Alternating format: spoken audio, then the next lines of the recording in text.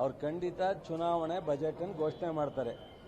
So Karnataka ಆರ್ಥಿಕ ಇಲಾಖೆ ಏನು ಹಾಳಾಗುತ್ತೆ ಅಂತ ಹೇಳಿದರು, ಈ ಗ್ಯಾರಂಟಿಯನ್ನು ಸೊ ಅವರು ಒಂದು ಸ್ವಲ್ಪ ಫಾಲೋ ಮಾಡೋಕ್ಕೆ ಅವರೇ ಕರ್ನಾಟಕ ಸಿದ್ದರಾಮಯ್ಯನವ್ರ ಬಜೆಟನ್ನು ಫಾಲೋ ಮಾಡೋ ಅಂಥ ಸಿಚುಯೇಷನ್ ಕಾಣ್ತಾ ಇದೆ ನನಗೆ. ಅದು ಬಿಟ್ಟರೆ ಅವರು ಬಹುತೇಕ ಚುನಾವಣೆ ಬಜೆಟ್ ಮಾಡ್ತಾರೆ.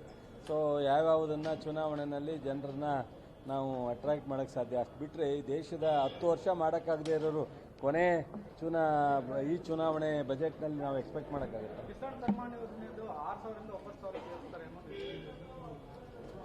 ಸೊ ಕೃಷಿ ಇಲಾಖೆಗೆ ಅವರು ಹೆಚ್ಚು ಒತ್ತು ಕೊಟ್ಟರೆ ನಾನು ಅಭಿನಂದಿಸ್ತೀನಿ.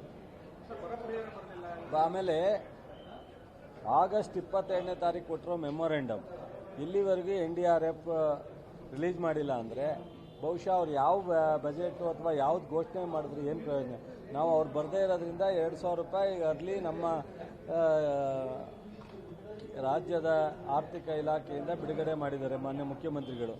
ಸೊ ನಾವು ಮುಖ್ಯಮಂತ್ರಿಗಳು ಕೇಂದ್ರ ಸರ್ಕಾರಕ್ಕೆ ಲೆಟ್ರ್ ಕೊಟ್ಟು ಪರ್ಸನಲ್ ಆಗಿ ಭೇಟಿ ಮಾಡಿ, ಅಮಿತ್ ಶಾ ಭೇಟಿ ಮಾಡಿ, ಪ್ರಧಾನಮಂತ್ರಿ ಭೇಟಿ ಮಾಡಿ, ಕೃಷ್ಣ ಬೈರೇಗೌಡರು ನಾನು 2-3 ಬಾರಿ ಹೋಗಿ 10 ಲೆಟ್ರ್ ಬರೆದ್ರು ಇನ್ನೂ ರೈತರ 50 ಲಕ್ಷ ಹೆಕ್ಟೇರ್ಸು ಬೆಳೆ ನಷ್ಟನ ಇನ್ನೂವರೆಗೆ ಅವರು NDRF ರಿಲೀಸ್ ಮಾಡಿಲ್ಲ ಅಂದರೆ ಇಡೀ ರಾಷ್ಟ್ರದಲ್ಲಿ ಪ್ರಪ್ರಥಮವಾಗಿ ಇಷ್ಟೊಂದು ಕೆಟ್ಟ ತೀರ್ಮಾನವನ್ನು ತಗೊಂಡಿರ್ತಕ್ಕಂಥದ್ದು ಕೇಂದ್ರ ಸರ್ಕಾರ.